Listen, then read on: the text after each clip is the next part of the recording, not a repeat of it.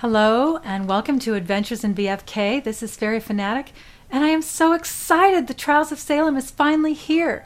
Chapter 1, Part 1. This is going to be great. It's about the Trials of Salem. So I'm expecting spooky witches, trials maybe. So let's go see what this is all about. Let's get started. Oh, and not only that, but they're supposed to have, Lonnie Manella is supposed to be involved in this. She was the voice of Nancy Drew in the Nancy Drew Mystery Games, which I absolutely loved her in. So I'm really looking forward to having her, to hearing her in this. This is so exciting. So I've always been a fan of her. So let's go ahead and go see what's happening here. Ooh, nice book. Okay, chapter 1.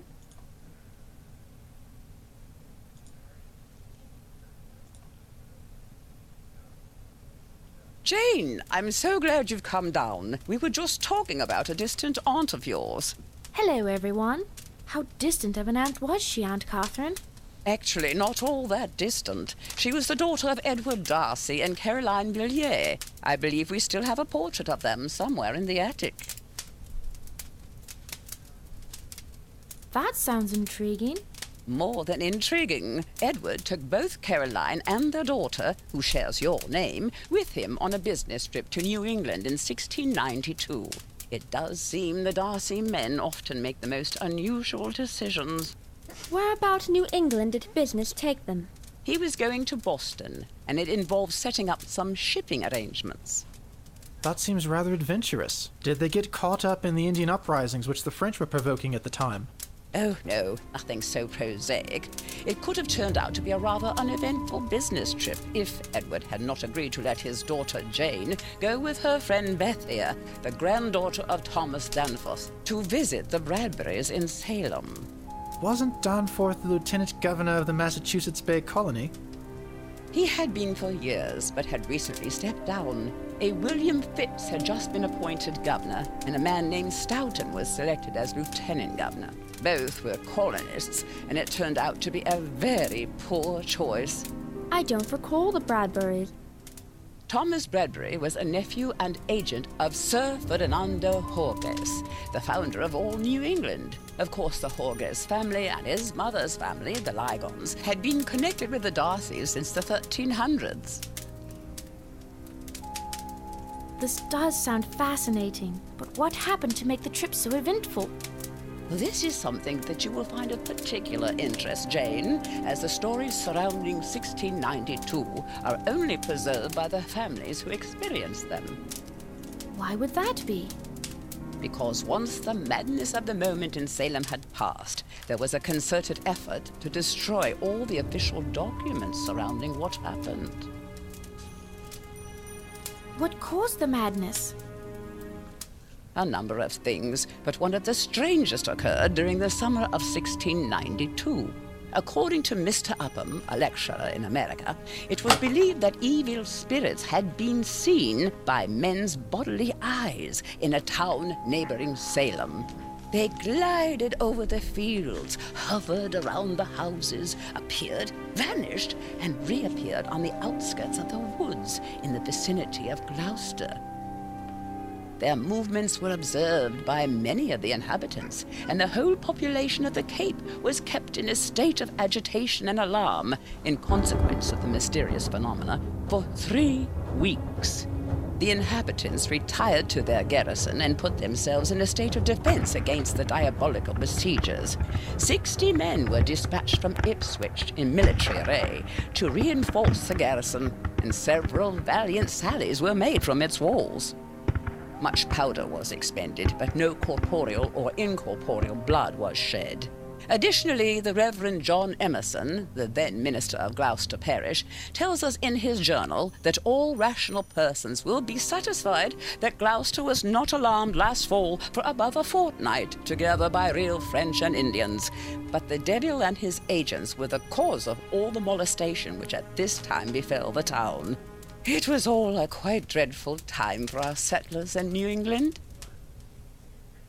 So it was that in the midst of this terror in 1692, that many good people were accused of being witches and in league with the devil. Did no one try to put a stop to the hysteria? Many. In fact, most of the people signed petitions seeking to dismiss verdicts and stop the trials. To his credit, Mr. Danforth objected to the trials strenuously and acted to stop them whenever possible. If the trials were so objected to, who was instigating them? The trials were principally driven by two hateful men, Judge Jonathan Corwin and the Lieutenant Governor Stoughton, who also acted as a judge at the trials. Even family members who came to the defense of a loved one ran the serious risk of also being charged with witchcraft and imprisoned.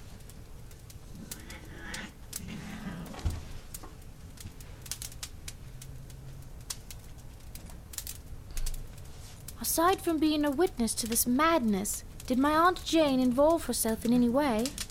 Indeed. There does seem to be something about the Darcy girls, who carry the name of Jane, becoming caught up in the strangest events. Shortly after arriving in Salem, our dear Jane witnessed... Witch!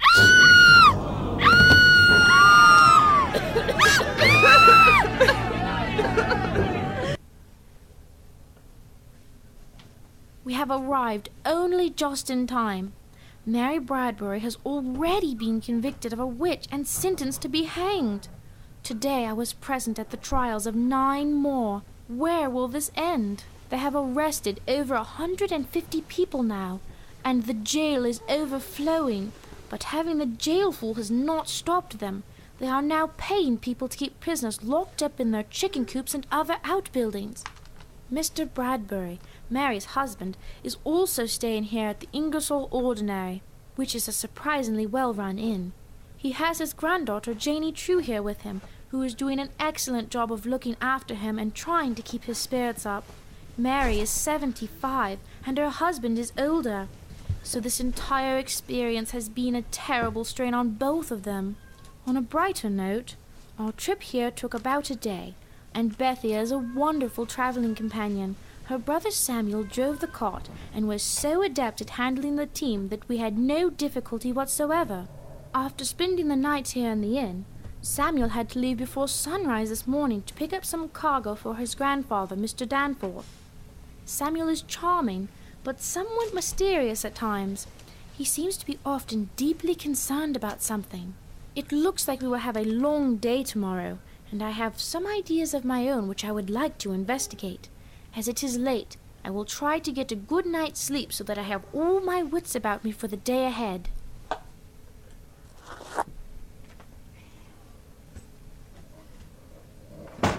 What's that?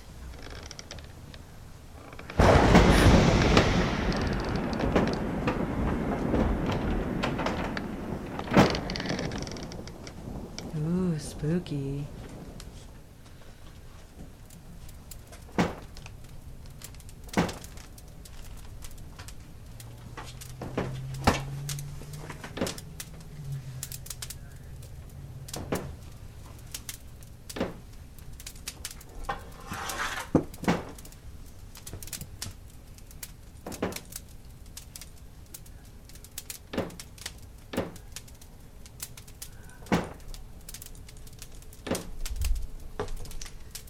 So we have a fire. What's that banging? It's kind of scary. Oh look, it's the window.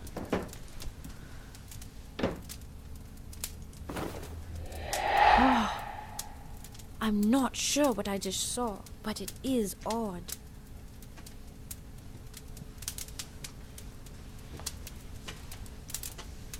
That was really weird.